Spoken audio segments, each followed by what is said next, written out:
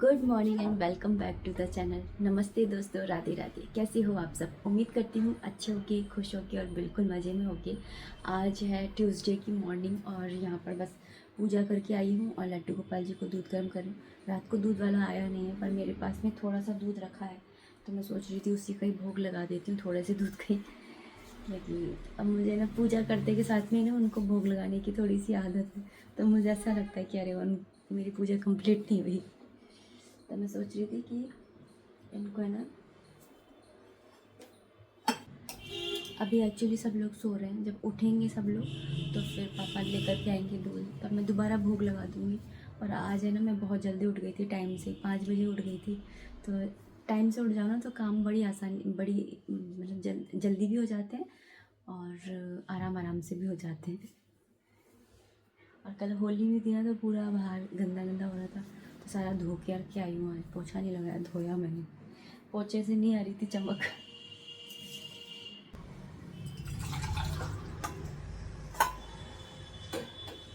चलिए भोग लगा कर के आ जाते हैं लड्डू गोपाल जी। यहाँ पर मैं दूध का भोग लगाई थी और फिर फल नहीं था कुछ, दूध के बाद में मैं कुछ फल का भोग लगा देती हूँ। तो यहाँ पर मेरे पास ये अभी तो फ़िलहाल होली है, तो होली पे तो ये मटरी वगैरह रखी हुई हैं, तो इन्हीं का भोग लगा करके आ गई थी। और यहाँ पर दूध भी आ गया था थोड़ी देर बाद ही, पापा ने आवाज़ लगा करके दे दिया था। तो यहाँ पर दूध ही गर्म करने के लिए, लेकिन फ्राई पैन छोटा रह गया, फिर मैंने भगोनी में करा।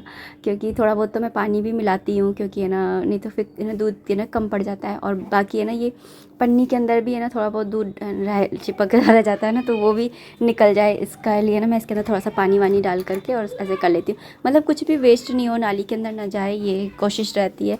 बाकी तो फिर ईश्वर की वो है।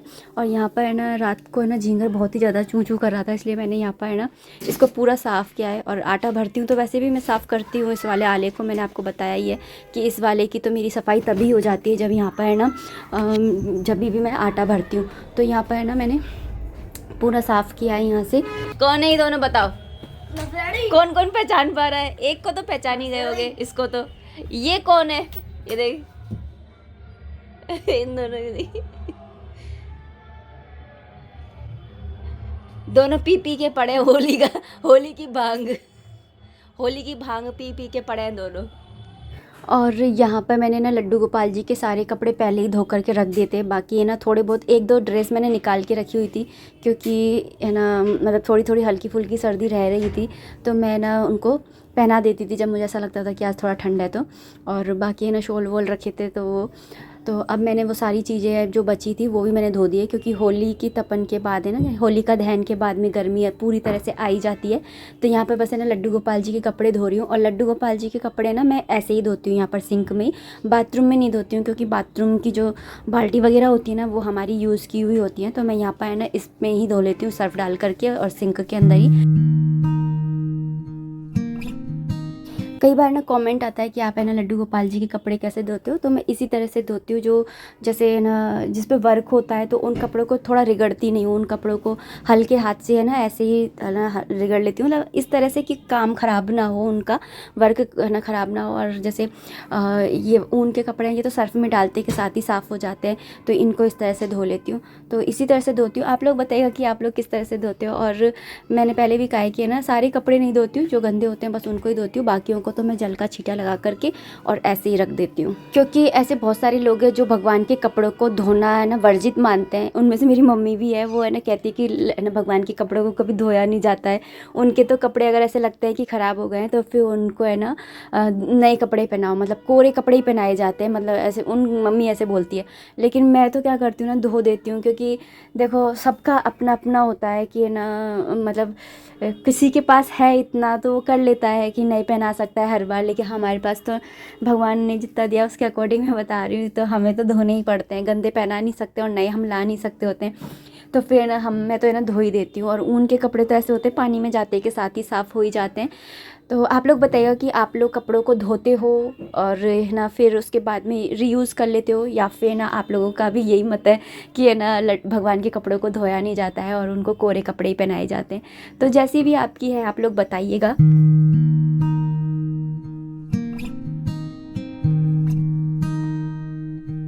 यहाँ पर मैं आपको ना ये दिखा रही थी शॉल। ये एक्चुअली जब मैं जयपुर गई थी ना सर्दियों में, तब मम्मी ने बना करके दिया था लड्डू गोपाल जी को रात में सोते समय उड़ाने के लिए, कि जब हल्की फुल्की सर्दी होगी ना तब ये वाला उड़ा लेना।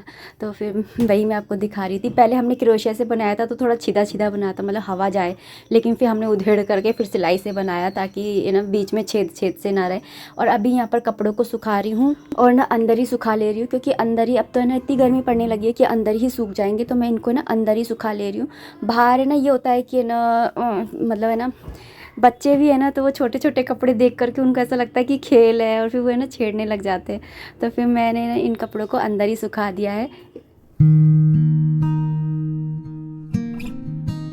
और यहाँ से सारी अरेंजमेंट जो थी वो मैंने यहाँ पे ना पूरा यहाँ से हटा दिया था, क्लीन कर दिया था उसके लिए, होली खेलने के लिए। तो क्या हुआ ना कि ये नहीं हटाए मैंने, लेकिन मैंने बोला अभी इनको रहने देती हूँ।